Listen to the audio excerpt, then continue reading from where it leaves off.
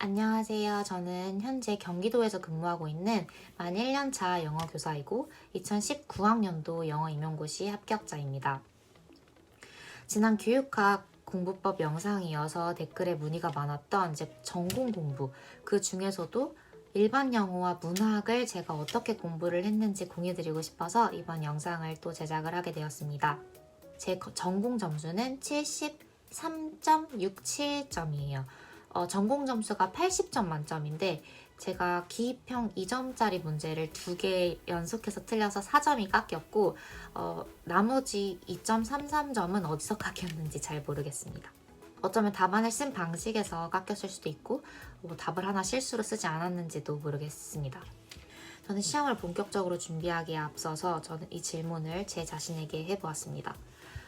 왜 다들 그렇게 일반 영어 하는 거지? 일반 영어가 왜 그렇게 중요하다고 강조를 하시는 걸까요? 저는 곰곰이 생각을 해봤고 3가지 정도의 답을 내릴 수 있었습니다. 첫 번째, 일단 모든 문제 발문이 영어입니다. 교육학 빼고 전공시험에서 문제 역시 다 영어로 출제가 되죠.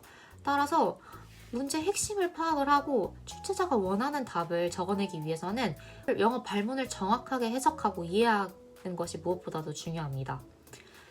두 번째 이유. 두 번째는 바로 모든 지문 역시 영어로 기재되어 있습니다. 따라서 영어를 빨리 읽어내는 동시에 그 지문의 내용을 정확하게 파악하는 그 실력, 그 능력을 갖추어야 합니다. 세 번째. 마지막으로 모든 답안 역시 서술형으로 영어로 작성을 해야 합니다.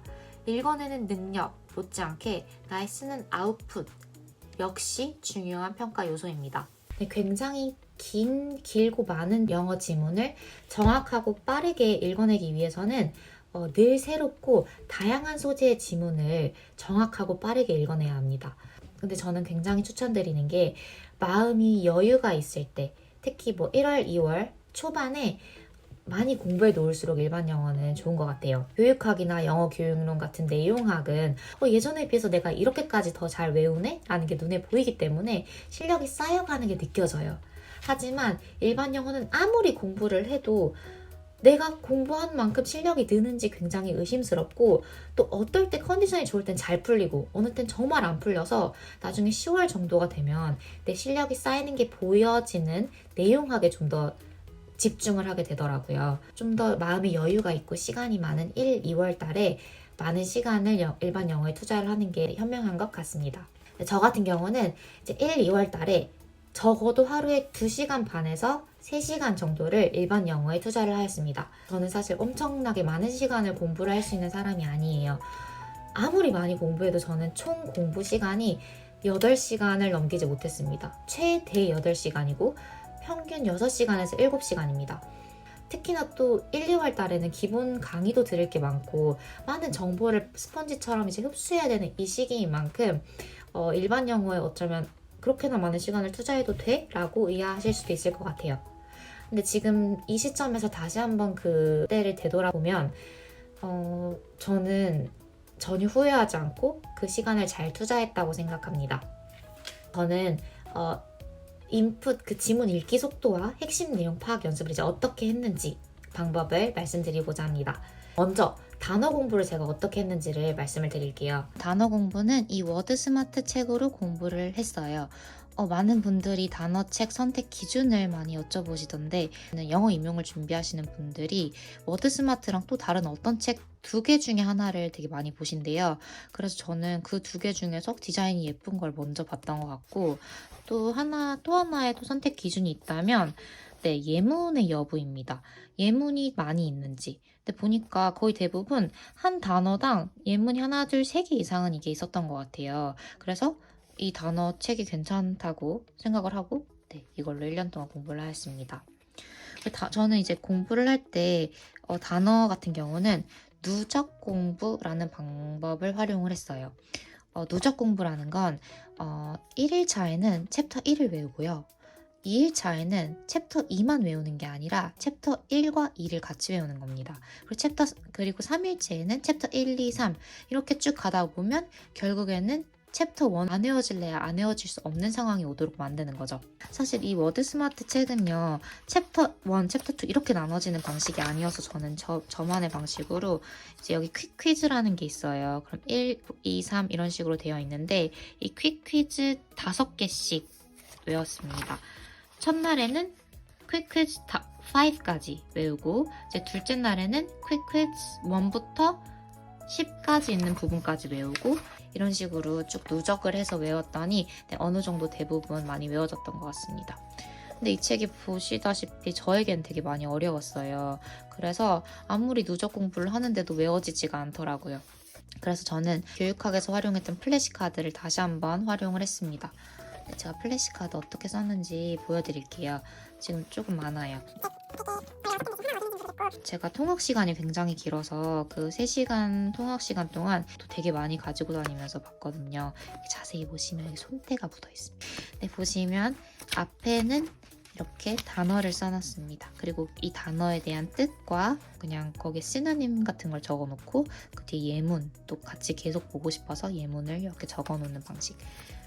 영어 그리고 한국어 뜻 그리고 시노님 그리고 예문 영어 이런 식으로 많이 공부를 했습니다. 그래서 이걸 계속 가지고 다니다 결국에 또 여기 안에서도 안 외워지는 부분이 있어요. 그러면 이걸 분리해서 따로 또 모아요. 안 외워지는 부분만 또 따로 모아서 그걸 또 가지고 다니고 외우고 거기서 다시 또 추출해내고 그래서 계속 내가 모르는 부분을 반복해서 봐서 결국엔 외워지도록 하는 게 저의 목표였습니다. 그리고 단어 공부를 하실 때 이건 모든 선생님들이 강조를 하시고 하지만 잘 안 되는 부분이긴 한데 예문을 꼭 보시고요. 단어 스트레스랑 그 단어 강세랑 발음도 함께 꼭 읽고 외우는 게 굉장히 중요한 것 같아요. 일반 영어뿐만이 아니라 영어학에서 저희 그 비문 정문을 판단하는 문제가 많이 나오잖아요. 그때 저는 비문 정문 판단하는 능력이 이 많은 예문들을 보는 부분에서 길러졌던 것 같아요.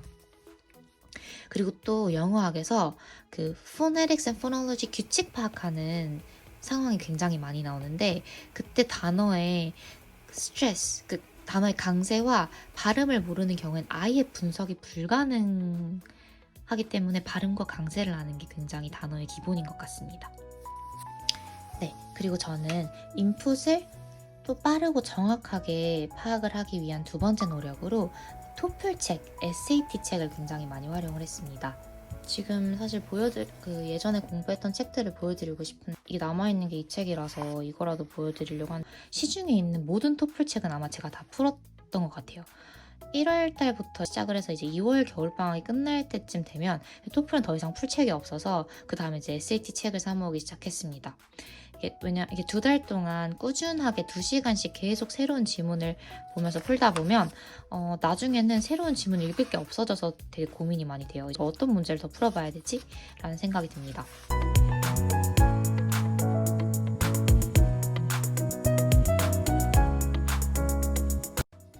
제가 어떻게 지문을 읽었는지의 과정을 보여드리고 싶어서 2019학년도 A형 13번 문제를 한번 가지고 와봤습니다. 일단 지문을 분석을 한다는 의미는 일단 저에게 있어서는 토픽 센텐스를 찾는 거였습니다. 토픽 센텐스를 먼저 찾는 과정을 한번 제가 보여드릴게요. 제가 23번 문제를 시험 당일에 제가 어떻게 읽었는지를 한번 보여드리겠습니다. 일단 there is no shortage of therapies for autism 이라고 되어 있네요. 그래서 저는 뭐 자폐에 대해서 얘기를 하려나?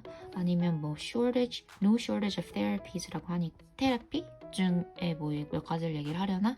라고 의문을 가지고 그 다음 문장을 읽어봅니다. 근데 뒤에 이제 but이라는 단어가 나오네요. 그럼 약간 화제 전환이 될 것 같아서 뭔가 좀 더 집중해서 한번 글을 읽어보았습니다. There's one simple treatment that hasn't been getting the attention. 딱 뭔가 느낌이 왔어요. 지금까지는 뭔가 관심을 못 받았으니까 여기서 뭔가 관심을 주겠네. 그랬더니 나오는 게 time입니다. 그래서 그 뒤에 문장을 한번 읽어보면 Some children who receive behavior interventions to treat autism might be able to age out of their symptoms. 여기 나와 있습니다. age out of their symptoms. 그리고 또 한 번 더 언급해줍니다. outgrowing them like last year's shoes. 그러니까 시간의 지남에 따라서 아이들이 성장해 나감에 따라서 이 자폐 증상의 그 symptom들이 age out, 네, 없어질 수 있다는 거죠. outgrow. 여기서 뭔가 두 번이나 언급해줬으니까 딱 여기서 뭔가 저는 이렇게 위치를 그어놨습니다. age out of their symptoms, outgrow them like last year's shoes. 그 다음에 time. 관련된 게 time이니까 이렇게 topic sentence를 찾고 넘어갔습니다. 그럼 이 뒤에 나오는 문장들은 일단 topic sentence를 찾았으니까 이 내용에 대한 연장이라고 생각을 하고 글을 읽었던 것 같아요. 자, 여기 또 나왔습니다. The idea of maturing out of psychological ills is not new. 지금 또 제가 여기까지 읽고 든 생각이 얼마나 이게 지금 중요하면 같은 말로 계속 반복을 해주고 있다라는 느낌이 들어서 체크를 했습니다. age out, outgrow, 또 mature out. 다 똑같은 계속 설명을 하고 있는 부분이었던 것 같아요. 그리고 여기 또 읽어보면 저 여기서도 약간 밑줄을 그으면서 읽었었는데 Some of this may be attributable to patients learning to manage their symptoms. 그 부모가 그 아이의 그 자폐 증상을 어떻게 대응을 하는가 또 여기 영향이 있을 수 있고 또 여기 brain is improving too. 나이가 들어감에 따라 또 뇌 구조도 바뀌겠죠. 네, 여기까지는 이런 식으로 읽고 넘어갔던 것 같고요. 여기 또 있다. aren't engraved. 그러니까 여기 aren't engraved 이 단어도 사실 보면 이거랑 비슷한 맥락의 단어들이어서 체크를 해놓고 넘어갔던 것 같아요.